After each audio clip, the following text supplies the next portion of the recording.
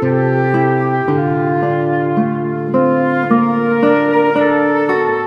Miyerkules ng Abo, mas kilala sa Ash Wednesday, ay ang tanda ng simula ng panahon ng Kwaresma.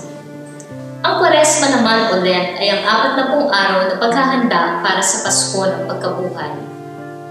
Ikaw, ako, karamihan po sa atin ay nagpapalagay ng abo sa ating mga noo tuwing Ash Wednesday.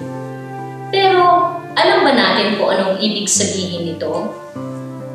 Una, ito ay simbolo ng ating pag-amin na tayo ay makasalanan sa harap ng Diyos at sa harap ng tao.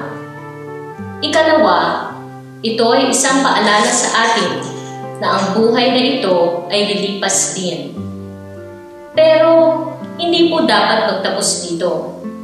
Alalahanin din natin na tinatanggap natin ang abo sa anyo ng krus bilang simbolo ng ating kaligtasan sa kasalanan at sa kamatayan na makakamit lamang sa pamamagitan ni Jesucristo.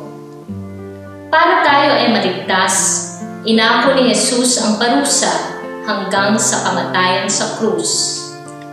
Ang hamon po sa atin ng Ash Wednesday ay maririnig sa katagang sinasabi ng pari o lay minister tuwing nilalagyan tayo ng abo sa ating mga noo.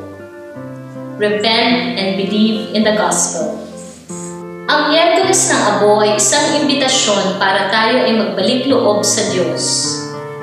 Para maging mas makahulugan ang ating pagpapalagay ng abo sa ating mga noo, sundan po sana natin ito na pangungumpisal o confession. Dito mas mapapatunayan natin na tayo ay taos-pusong nagbabalik loob kay Jesucristo. Sa ganitong paraan, pagdating ng Easter Sunday, tayo rin ay kasama ng Diyos sa saya at tagumpay ng Kanyang muling pagkabuhay.